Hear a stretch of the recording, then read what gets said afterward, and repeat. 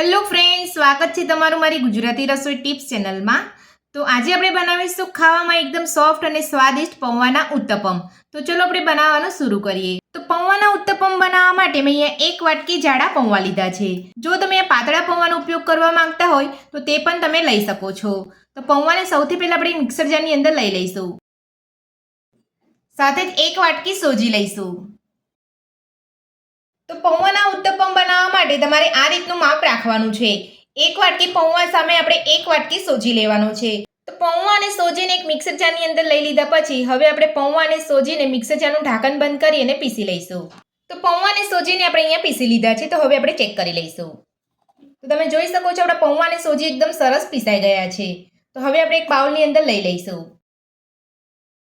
તો પૌંવા અને સોજીને તમારે પીસીને આ રીતનો પાવડર બનાવવાનો છે।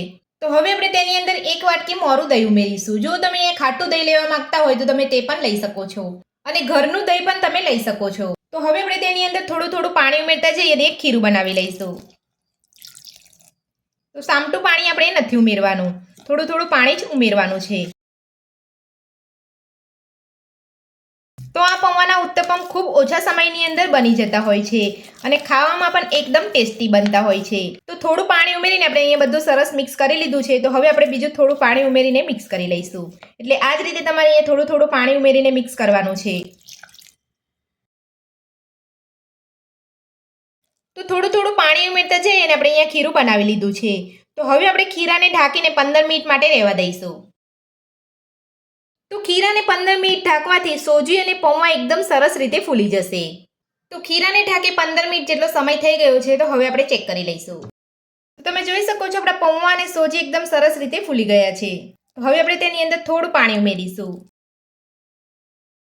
તો 2 થી 3 ચમચી જેટલું પાણી ઉમેરવાનું છે, વધારે પડતું પાણી નથી ઉમેરવાનું। તો પાણી ઉમેરીને આપણે બધું સરસ અહીંયા મિક્સ કરી લીધું છે। તો હવે આપણે તેની અંદર સ્વાદ પ્રમાણે મીઠું ઉમેરીશું। મીઠું ઉમેરીને બધું સરસ આપણે મિક્સ કરી લઈશું।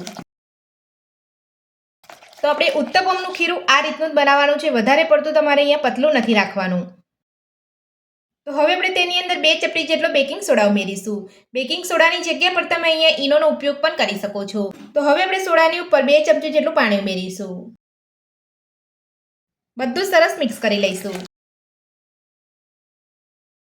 તો આ રીતે સોડા ઉમેરવાથી આપણો ઉત્તપમ એકદમ સોફ્ટ બનશે। તો સોડા ઉમેરીને આપણે બધું સરસ મિક્સ કરી લીધું છે અને આપણો ઉત્તપમનું ખીરું બનીને તૈયાર છે। હવે આપણે ખીરામાંથી ઉત્તપમ બનાવીશું। ઉત્તપમ બનાવવા માટે આપણે ગેસ ઉપર એક પેન રાખ્યું છે। તો પેનની અંદર આપણે અહીંયા થોડું તેલ લગાવી લઈશું।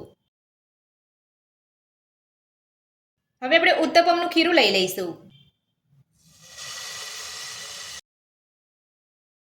તો ઉત્તપમનું ખીરું લઈને આ રીતે તમારે થોડું ફેલાવી લેવાનું છે। તો ખીરું આપણે અહીંયા લઈ લીધું છે। તો હવે આપણે ખીરા ઉપર થોડી ડુંગળી લઈશું, સાથે ઝીણા સમારેલા કેપ્સિકમ લઈશું, સાથે ઝીણા સમારેલા ટામેટા લઈશું। તો તમે અહીંયા તમારા મનપસંદ વેજીટેબલ લઈ શકો છો। જો તમે કેપ્સિકમને સ્કીપ કરવા માંગતા હોય તો તે પણ કરી શકો છો અને તમે અહીંયા સાદા ઉત્તપમ બનાવીને ખાવા માંગતા હોય તો તે પણ તમે બનાવીને ખાઈ શકો છો। તો ઝીણા સમારેલા કેપ્સિકમ, ડુંગળી અને ટામેટા લઈ લીધા પછી હવે આપણે ઉત્તપમ પર રેડ ચીલી ફ્લેક્સ ઉમેરીશું।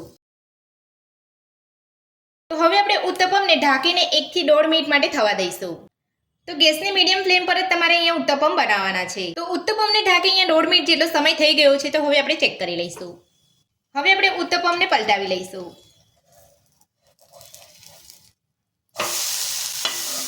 તો તમે જોઈ શકો છો આપણા ઉત્તપમનો એકદમ સરસ કલર આવ્યો છે। તો હવે આપણે તે જ રીતે આપણે 1 મિનિટ માટે ઢાંકીને થવા દઈશું। તો ઉત્તપમને પલટાવ્યા પછી અહીંયા 1 મિનિટ જેટલો સમય થઈ ગયો છે। તો હવે આપણે ચેક કરી લઈશું। તો બંને બાજુ આપણો ઉત્તપમ એકદમ સરસ કૂક થઈ ગયો છે। તો ઉત્તપમ આપણો બનીને તૈયાર છે। તો હવે આપણે ઉત્તપમ ઉપર ચાટ મસાલો ભભરાવીશું। તો તમે જલજીરા પાવડર અહીંયા ભભરાવવા માંગતા હોય તો તે પણ લઈ શકો છો। તો ઉત્તપમ આપણો બનીને તૈયાર છે। તો હવે આપણે આ જ રીતે બધા જ ઉત્તપમ બનાવી લઈશું।